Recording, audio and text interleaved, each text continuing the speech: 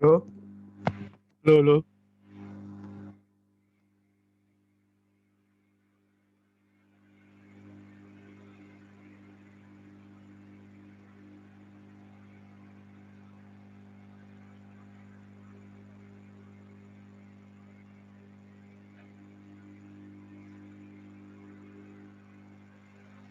Gitu.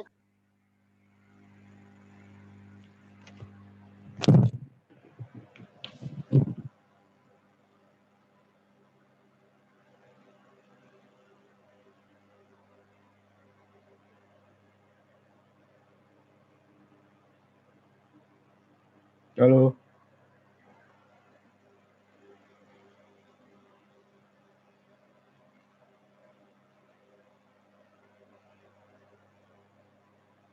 Halo.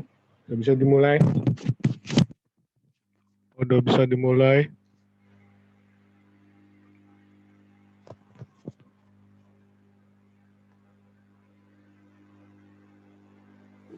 Halo, Assalamualaikum Pak. Ya. Ya. Udah bisa dimulai belum? Udah siap? Kalau Kintia sih siap-siap aja Pak. Iya. Kan nggak terlalu Iya. ngantuk. Iya Pak.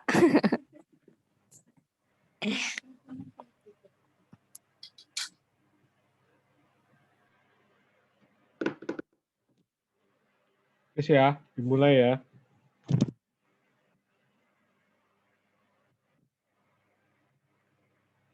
Hari ini kita bahas tentang hukum agraria. Tentang pendaftaran tanah.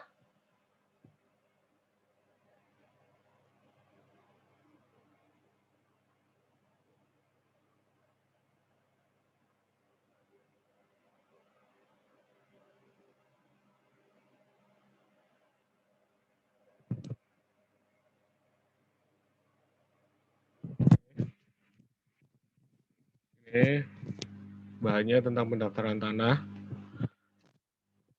Daftar tanah, jaminan kepastian hukumnya itu di bidang pertanahan memerlukan, yaitu yang pertama, tersedianya perangkat hukum yang tertulis, yang lengkap dan jelas, serta dilaksanakan secara konsisten. Penyelenggaraan pendaftaran tanah yang efektif, yang bagian kedua.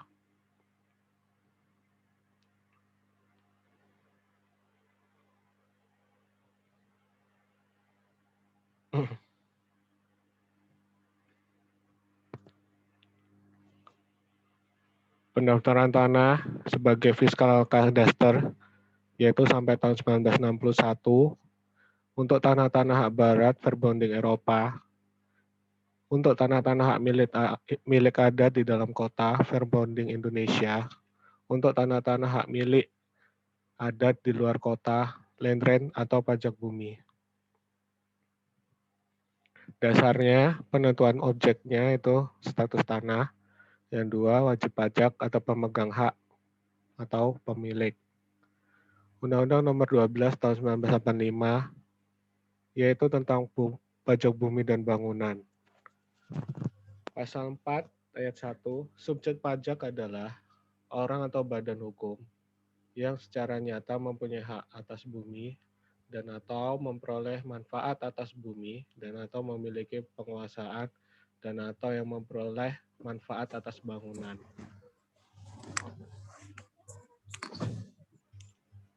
Penjelasannya pasal 4 ayat 1, yaitu tanda pembayaran atau pelunasan pajak bukan merupakan bukti pemilikan hak.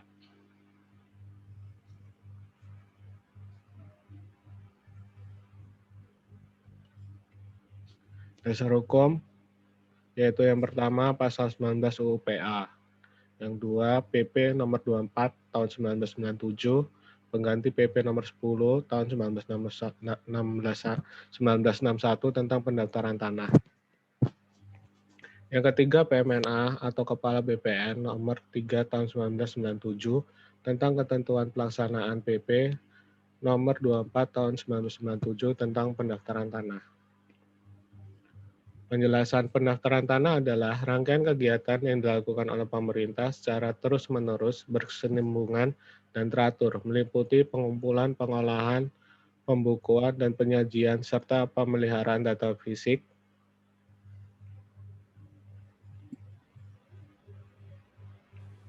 dan data yuridis dalam bentuk peta dan daftar mengenai bidang-bidang tanah dan satuan-satuan rumah susun, termasuk pemberian surat tanda bukti hak-haknya bagi bidang-bidang tanah yang sudah ada haknya dan hak milik atas satuan rumah susun serta hak tertentu yang membebaninya. Terdapat dalam pasal 1 PP nomor 24 tahun 97.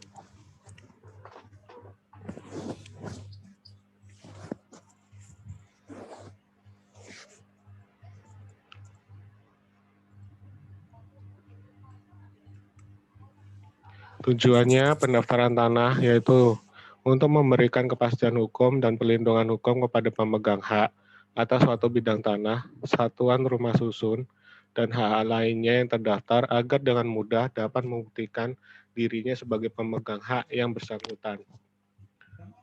Yang kedua, untuk menyediakan informasi kepada pihak-pihak yang berkepentingan termasuk pemerintah agar dengan mudah dapat memperoleh data yang diperlukan dalam mengadakan suatu perbuatan hukum mengenai bidang-bidang tanah dan satuan-satuan rumah susun yang terdaftar.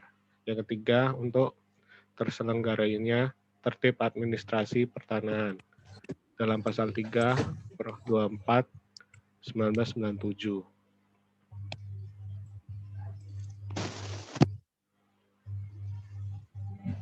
Objek pendaftaran tanah yaitu bidang-bidang tanah yang dipunyai dengan hak milik, hak guna usaha, hak guna bangunan, dan hak pakai.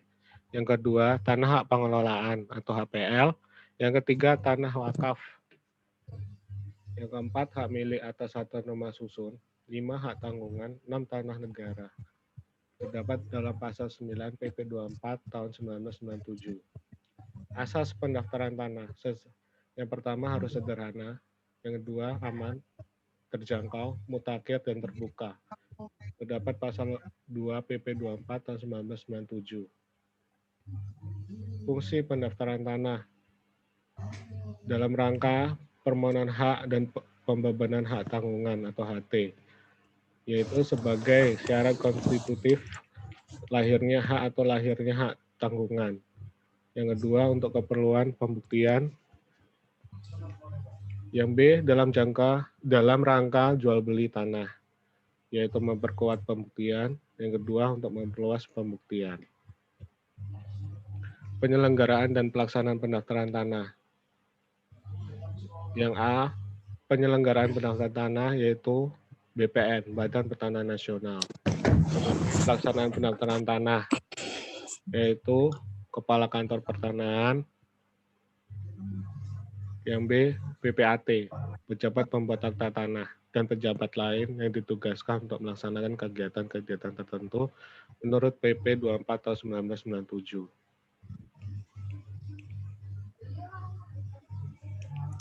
Satuan wilayah tata usaha pendaftaran tanah. Yang pertama, untuk hak milik, hak guna bangunan, hak pakai, tanah wakaf, hak milik atas satuan rumah susun, yaitu adalah desa atau kelurahan. Yang kedua, untuk hak guna usaha, hak pengelolaan atau HPL, hak tanggungan, dan tanah negara atau adalah kabupaten atau kota madya. Pelaksanaan pendaftaran tanah. Yang pertama, pendaftaran tanah untuk pertama kali atau initial registration. Yang kedua, pemeliharaan data atau pendaftaran tanah, maintenance. Pendaftaran tanah untuk pertama kali, pengertiannya yaitu kegiatan pendaftaran tanah yang dilakukan terhadap objek pendaftaran tanah yang belum didaftar menurut PP nomor 10 tahun 1961 dan PP 24 tahun 97. Caranya yaitu pertama, pendaftaran tanah secara sistematik, yang kedua, pendaftaran tanah secara sporadik. Pendaftaran tanah secara sistematik adalah kegiatan pendaftaran tanah untuk pertama kali yang dilakukan serentak yang meliputi semua objek pendaftaran tanah yang belum didaftar dalam wilayah atau bagian wilayah suatu desa atau kelurahan. Pendaftaran tanah secara sporadik adalah kegiatan pendaftaran tanah untuk pertama kali mengenai satu atau beberapa objek pendaftaran tanah dalam wilayah atau bagian wilayah suatu daerah, desa atau wilayah secara individual atau massal. Kegiatan pendaftaran tanah pertama kali meliputi 1. Pengumpulan dan pengolahan data fisik. Yang kedua, pengumpulan dan pengolahan data yuridis serta pembukuannya. Yang ketiga, penerbitan sertifikat. Yang keempat, penyajian data fisik dan data yuridis. Yang kelima, penyimpanan dalam daftar umum dan dokumen. Pemeliharaan data pendaftaran tanah adalah kegiatan pendaftaran tanah untuk menyesuaikan data fisik dan yuridis dalam peta pendaftaran, daftar tanah, daftar nama, surat ukur, dan buku tanah, dan sertifikat dengan perubahan-perubahannya yang terjadi kemudian hari. Pemeliharaan data. Yang pertama, pembukuan perubahan yang terjadi, yaitu pertama, perubahan haknya. Contohnya, pembebanan HT, hak tanggungan, atau yang kedua, pembebanan hak guna bangunan, hak pakai di atas hak milik. Yang kedua, perubahan subjeknya. Yang pertama, karena terjadi pemindahan hak jual beli tanah, hibah, imbreng, atau tukar-menukar. Yang B, pemindahan hak karena lelang. C, pewarisan karena hukum. Yang ketiga, perubahan tanah karena pemecahan, pemisahan, atau penggabungan. B, peralihan hak karena penggabungan atau konsolidasi. C. Hapusnya hak yang membebani hak atas tanah. Yang D. Perubahan data karena putusan hakim.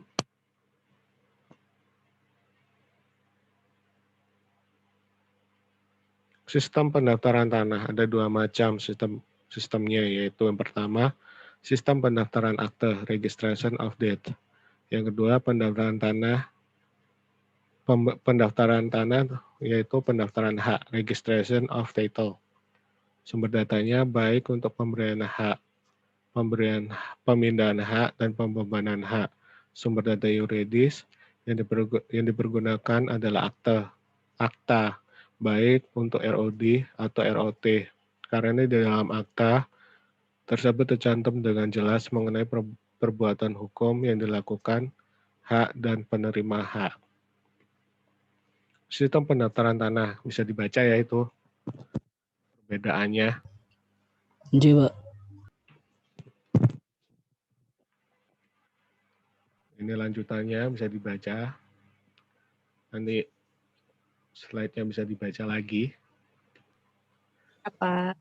Yang kedua, sistem pendaftaran tanah yang dipergunakan oleh Indonesia adalah sistem pendaftaran hak. Dasar hukumnya pasal 29 dan pasal 31 PP 24 tahun 97. Yaitu adanya buku tanah dan surat ukur. Yang B, sertifikat sebagai tanda bukti hak. Sistem publikasi yang dipermasalahkan adalah yang pertama sejauh mana orang boleh mempercayainya kebenarannya data yang disajikan. Yang kedua, sejauh mana hukum melindungi kepentingan orang yang melakukan perbuatan hukum mengenai tanah yang haknya sudah didaftar, berdasarkan data yang disajikan di kantor pertanahan atau yang tercantum dalam surat tanda bukti hak yang diterbitkan atau didaftarkan oleh pejabat pertanahan, jika kemudian hari ternyata data tersebut tidak benar. Ini bisa dibaca sistem publikasinya secara positif dan negatif. Secara positifnya, pendaftaran atau pencatatan nama seseorang dalam buku tanah sebagai pemegang haknya yang membuat seseorang menjadi pemegang hak yang bersangkutan bukan perbuatan pemindahan hak yang dilakukan atau title by registration. The registration is everything. Negatifnya, sah perbuatan hukum yang dilakukan yang menentukan perpindahannya hak kepada pembeli. Positifnya, lanjutnya dengan didaftarkannya nama sebagai pemegang hak dalam buku tanah, maka orang yang namanya terdaftar tersebut mempunyai hak yang tidak dapat diganggu-gugat in the visible title. Walaupun jika kemudian terbukti bahwa yang terdaftar sebagai pemegang hak tersebut bukan pemegang hak yang bersangkutan. Yang negatifnya, pendaftaran tidak membuat seseorang yang memperoleh tanah dari pihak yang tidak berhak menjadi pemegang hak yang baru. Berlakunya asas nemo plus iuris, orang tidak dapat menyerahkan atau memindahkan hak melebihi apa yang sendiri dipunyainya. Yang ketiga, negara menjamin data yang disajikan karena data yang disajikan dapat dipercaya kebenarannya dan daya mempunyai daya pembuktian yang mutlak. Yang kelima, selalu menggunakan sistem pendaftaran hak. Negatifnya, negara tidak menjamin data yang disajikan karena data yang disajikan dalam pendaftaran tidak boleh begitu saja dipercaya kebenarannya. Selanjutnya, kalau digunakan sistem pendaftaran akte, sistem publikasinya selalu negatif.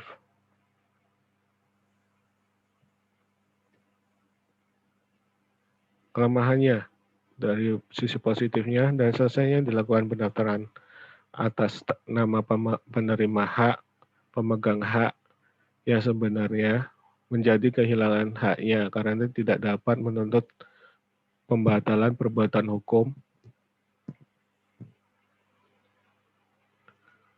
tersebut dalam keadaan tertentu hanya bisa menuntut ganti rugi kepada negara.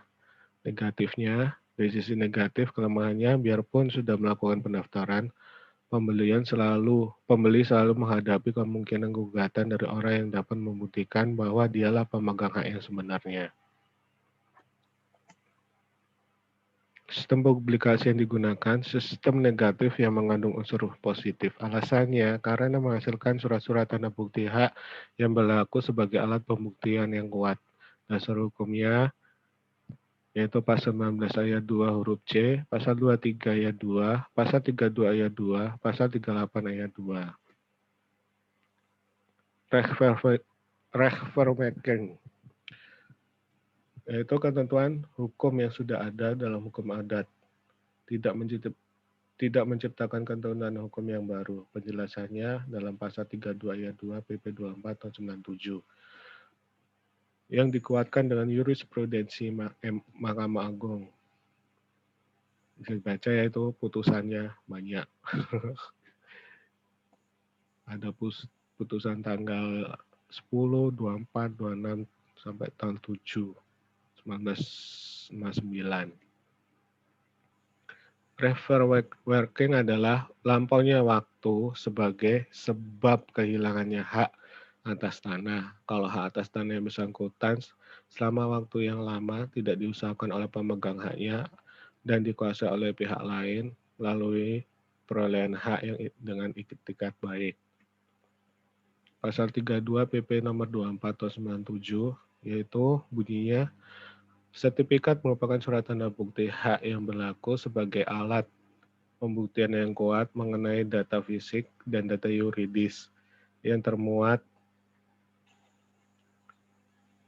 di dalamnya sepanjang mengenai data fisik dan data yuridis tersebut sesuai dengan data yang ada dalam surat ukur dan buku tanah yang bersangkutan. Yang kedua, dalam hal suatu bidang tanah, sudah diterbitkan sertifikatnya secara sah atas nama orang atau badan hukum yang memperoleh tanah tersebut dengan itikat baik dan secara nyata menguasainya, maka pihak lain yang merasa mempunyai hak atas tanah itu tidak dapat lagi menuntut pelaksanaan hak tersebut apabila dalam waktu 5 tahun sejak diterbitkannya sertifikat tidak mengajukan keberatan secara tertulis kepada pemegang sertifikat dan kepala kantor pertanahan yang bersangkutan ataupun tidak mengajukan gugatan ke pengadilan mengenai penguasaan tanah atau penerbitan tanah sertifikat tersebut.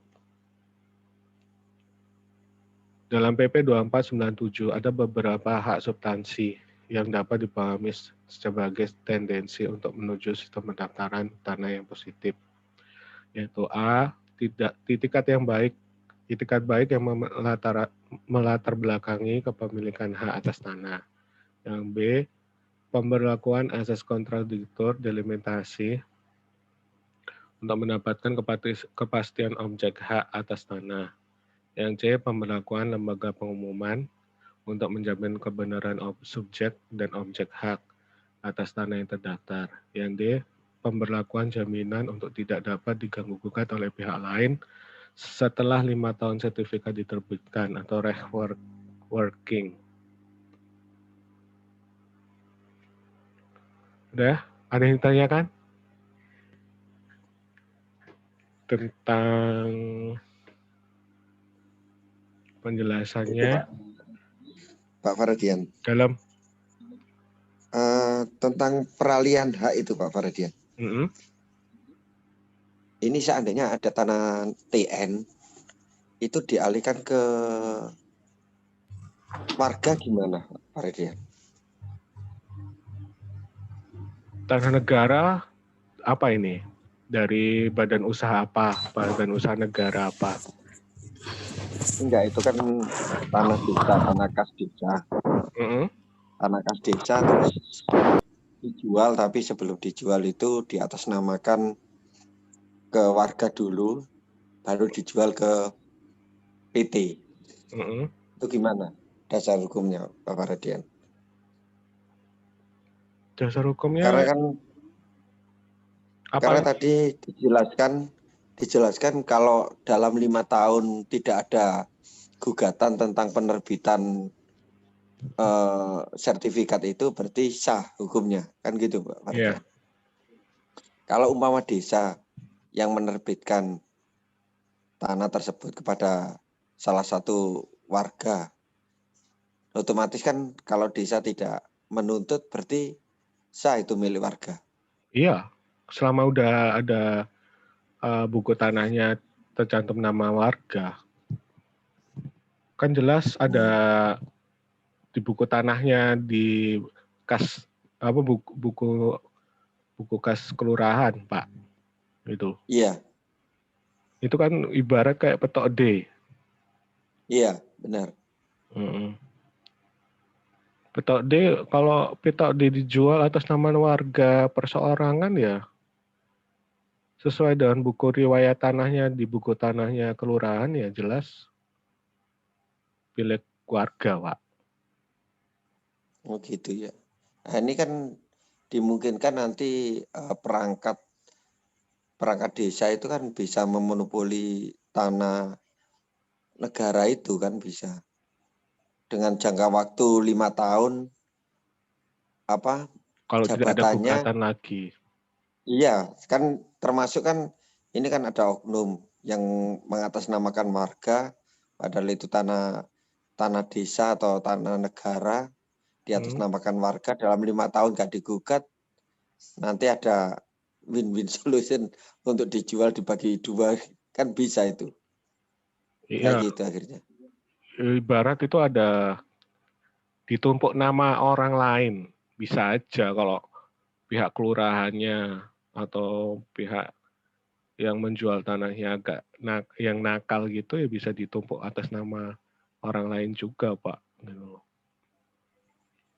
Iya. Ya emang riskan, resiko juga kalau petok D itu bisa dijual lagi.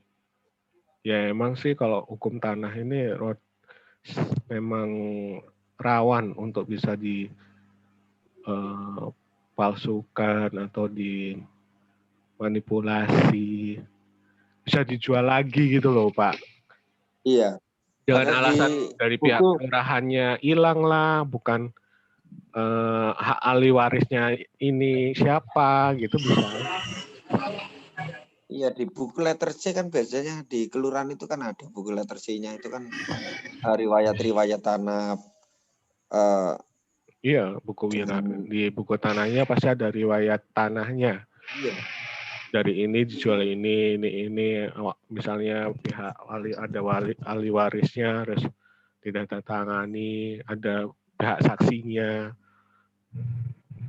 Ya itu kalau riskannya dari petok D atau letter C itu emang begitu, Pak, kalau tidak langsung disertifikatkan ini gitu loh. Iya, terus kadangkala kita pernah sih dengar berita penggusuran tanah padahal yang menempati itu sudah memperlihatkan sertifikatnya, tapi pemerintah kan kadang tetap saja menggusur itu dianggap tanah negara kan. Bisa, Pak. Di sisi lain ada keputusan pengadilan. Kalau pihak badan usaha atau BUMN, misalnya PT KA untuk membebaskan lahannya atau untuk pendirian kepentingan umumnya untuk membuat trail kayak apa, itu bisa dititipkan gitu. Ganti ruginya ke pengadilan.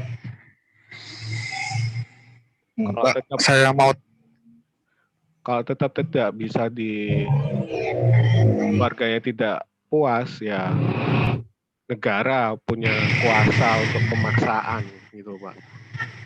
Memaksa untuk kepentingan umum, untuk pengadaan kepentingan umum gitu. Dan sebelumnya pasti ada musyawarah antara pihak tanah negaranya, misalnya PT KAI ke warganya, pasti ada penyelesaiannya dengan musyawarah antar warga. Kalau tetap tidak bisa ya, dan kemampuannya BUMN segitu ya, BUMN-nya PT KAI-nya itu bisa menitipkan uang pengganti sesuai dengan harga tanahnya. Gitu, Pak. Iya, Pak. Apalagi dikuatkan dengan undang-undang Omnibus Law ini, apabila pemerintah atau letak tanah itu memang strategis dan dibutuhkan oleh negara. Ya, untuk pengadaan kepentingan umum jelas negara punya kuasa, Pak.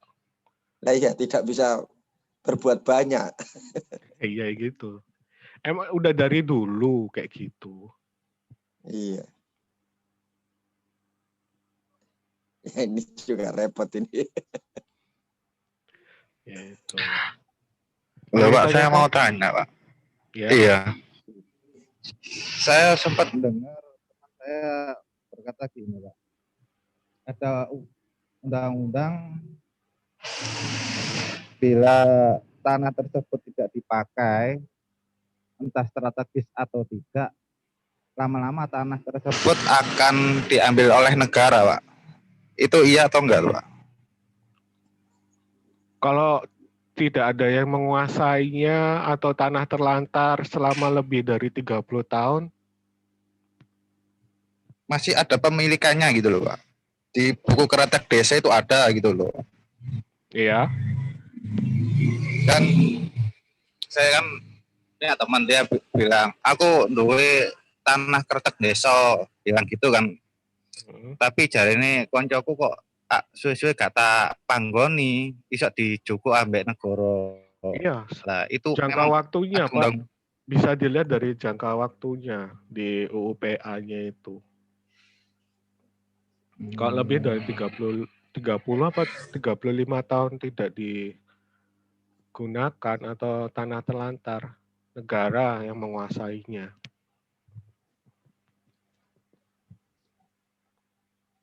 Nah, terus kalau gini, Pak, ini kan ada satu kasus di daerah Wonorejo, Pak. Kan biasanya banyak itu penumpukan, ada orang beli tanah, ya seperti kata Pak Khairul tadi, terus ada mor-mor tanahnya orang tersebut itu ditempati orang lain. Diserobot. Nah, kita itu ke CV ke CV yang pemilik covering tersebut atau langsung ke pengadilan biasanya seperti itu, Pak. Kalau orang itu mempunyai bukti yang kuat, contohnya sertifikat atau pemilikan hak, ya langsung aja ke pengadilannya. Kok CV kan atas nama, kalau tanah itu masih induk ya ke CV-nya. Kan belum ada pemecahan sertifikat contohnya. Kayak ke CV-nya dulu. Kalau emang sudah jadi hak milik, ada pemecahannya, ya bisa kita gugat. Ya, makasih, Pak. Ya, sama-sama. Ada lagi yang ditanyakan? Sudah ya? Ada yang tanyakan Ya, lagi? cukup, Pak. Cukup, Ya. Pak. Sudah cukup Pak Fat. Jangan banyak-banyak, ini soalnya buat laporan pendidikan aku sih. Siap. Maaf mengganggu. Iya. UAS gimana, Pak? Selamat malam, Pak Fardian. Saya Erik. Iya. Untuk UAS-nya Pak? Kenapa? Untuk UAS-nya gimana? Ya seperti biasa, ke Mas Agung. Ketuanya. Jadi Nanti 1 saya kemarin share ya. Guys. Soalnya belum dikasih ya, Pak? Oh iya, tenang. Oh. Masih proses, masih proses. Materinya sudah ya. Jawabannya boleh. Siap, Pak. Jawabannya boleh. Kalau sama jawabannya ditunggu. Dukung Pak Khairul. Dowo-dowo ya. Pushing aja. Paling ya kalimat aja cukup kan. Simpel wae. Ya, siap. Pak Far jangan banyak-banyak Pak ya soalnya. Enggak, 5 aja. 5. Oh gitu ya Pak ya. Enggak 3 aja. Tinggal copy paste aja. Oh iya siap. Kalau kopi pasta enak Om. Tapi kalau disuruh nulis tangan ini yang nggak enak. Nah, ini loh pegel semua ini. Mosok, wah paling cuma Ini masih ada dua matkul yang belum ditulis tangan ini Pak Far. Nah, Iya kan? Belum dikirim ke ekspedisi ya, mintanya di bukti fisik soalnya. Ya bergotong royong. Ya wes ya, wes gitu aja. Terima kasih siapa? Terima kasih. Terima kasih atas banyak, Pak. bantuannya, atas pengertiannya malam-malam ini. Siap.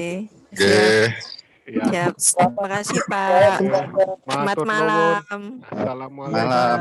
Ya, Assalamualaikum. Kasih. Assalamualaikum.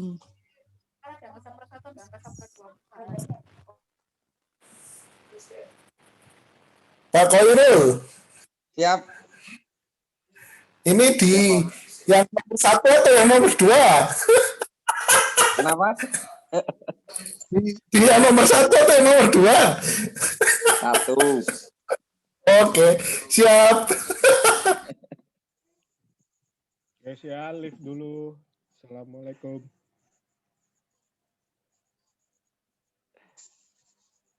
Ya udah Pak, makasih Pak.